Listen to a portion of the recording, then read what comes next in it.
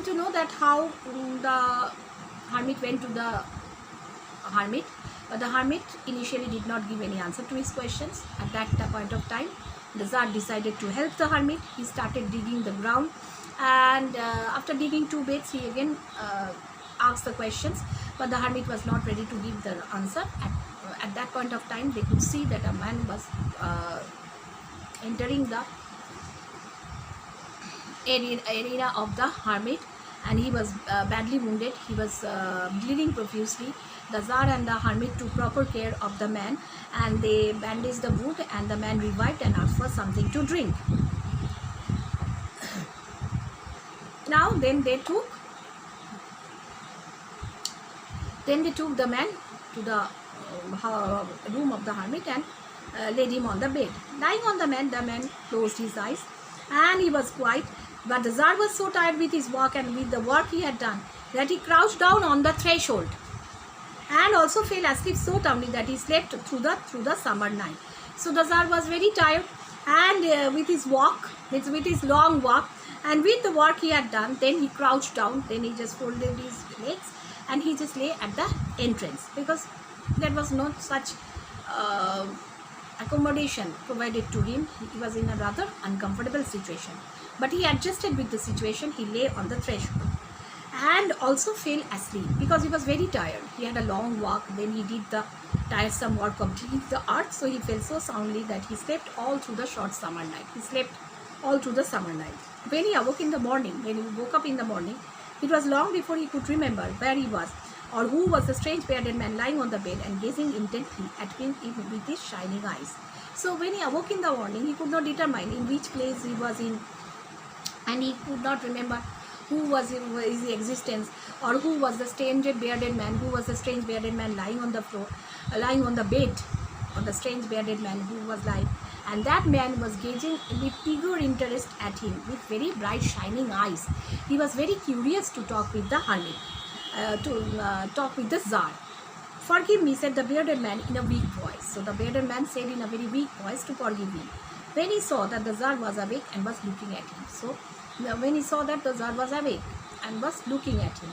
"I do not know you and have nothing to forgive you for," said the Tsar. So the Tsar was very much surprised because he could not recognize the man, as he did not know the man. And he said that he had nothing to forgive him for. So for what he would forgive? "You do not know me, but I know you." The man said that the Tsar might not know him, but he knew the Tsar. "I am that enemy of yours who swore to revenge himself on you because you executed his mother and seized his property." So he pointed out that he was that enemy of his who had who had promised to take revenge on himself on you, as because he had executed his father and seized his property. "I knew you had gone to see the hermit, and I resolved to kill you on your way back." So he knew that he had gone to see the hermit, and he resolved to kill him on his way back. "But the day passed and you did not return." But the day passed, the Tsar was busy digging the earth and he did not return. "So I came out from my ambush to find you." So he came out from his secret place and to find him. "And I came upon your bodyguard, and they recognized me and wounded me." He met his bodyguard, and they recognized him and they wounded him. "I escaped from them." Means when the man came out from his secret place, he met the Tsar's bodyguards. And the Tsar's bodyguards could understand that man was not a very acceptable man, and he could harm the Tsar. And he escaped, and they attacked, the bodyguards attacked him, and he escaped from them, and they recognized me and wounded him. Means the Tsar bodyguards caught him, and they recognized that he was the enemy of the Tsar, and they just wounded him. I wish to kill you, and you have saved my life." He wished to kill him, but he had saved his life. "Now if I leave, if you wish it, I will serve you as your most faithful slave." Now if he wished, what he would do? He would serve him as his most faithful slave, and will bid my sons to do the same, forgiving me. And he would bid his sons to do the same, and he asked for his pardon.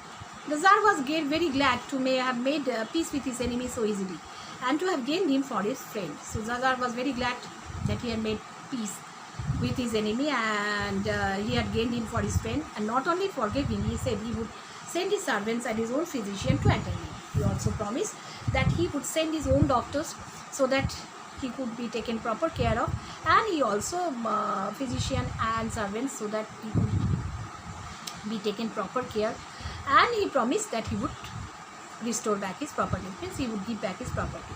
Having taken the leave of the wounded man, the Tsar went out into the park and looked around for the hermit. So he took leave of the wounded man, and then he went out to the park and he went searching for the hermit. Before going away, he wished once more to beg an answer to the questions he had put. So before going away, he again placed his questions to the answers he had put. The hermit was outside on his knees, sowing seeds in beds and had been dug the day before. The hermit was outside on his knees, sowing seeds and the beds, and he had been dug before, means the seed beds which were dug. The Tsar approached him and said, "For the last time, I pray you to answer my questions, wise man." So for the last time, the Tsar again asked for his answers. "Wise man, you have already been answered," said the hermit, still crouching on his thin legs and looking up at the Tsar, who stood before him. So he said that he had already been answered, and the Tsar was still, the Tsar was folding his legs, sitting right in front of the seed beds, and he was looking up at the Tsar, and who stood before him. And the hermit was busy sowing seeds. "How answered? What do you mean?" said the Tsar. Means how he had been answered, he asked. "But what did you mean?" "Do you not see," replied the hermit, "if you had not pitied my weakness yesterday, and had not attacked 2 days from me, but had gone your way, the man would have attacked you, and you would have repented of having not stayed with me."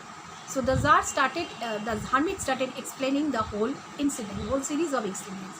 He pointed out that means that yesterday, if he had not pitied the weakness of the Tsar, what would happen? He would have gone out, and the man would have attacked him, and at that point of time, he would have repented. He would have repented for the fact that he had not stayed with the Tsar, as he had showed kindness to the hermit, and he had stayed with the hermit. He had dug 2 beds for him. That's why his life was saved. So the most important time was when you were digging the beds, and I was the most important man, and to do me good was your most important business. So the most important time was when he was digging the beds, and the most important person was the hermit himself, and the most important occupation at that point of time was to do good harm to the hermit. Afterwards, when the man ran to us, the most important time was when you were attending to him, for if you had not bound up his wounds, he would have died without having made peace to you. So afterwards, when that man ran to them, the most important time was when he was attending the man, when he was taking care of the man. If he had not bound up the wounds of the man, so he would not have made peace with him, and he would have died. And he could make peace so easily due to his kind and noble man. So the most important time was when the man was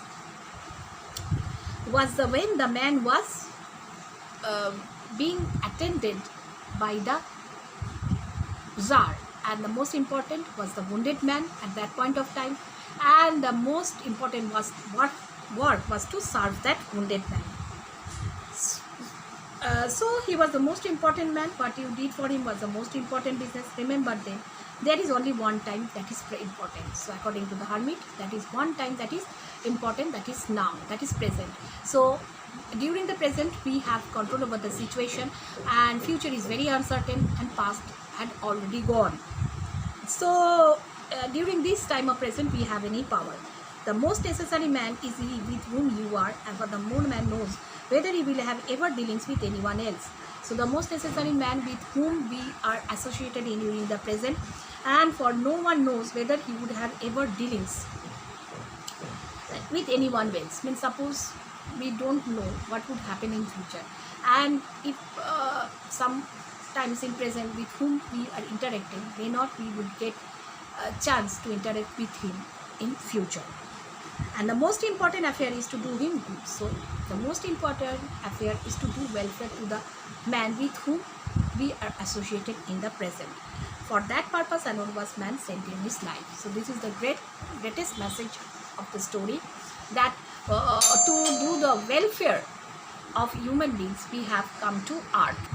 So it is a very nice story, giving us the message that the most important occupation of man should be serving other human beings, and for that purpose of humanity, we have come to earth. Hope you have enjoyed the story.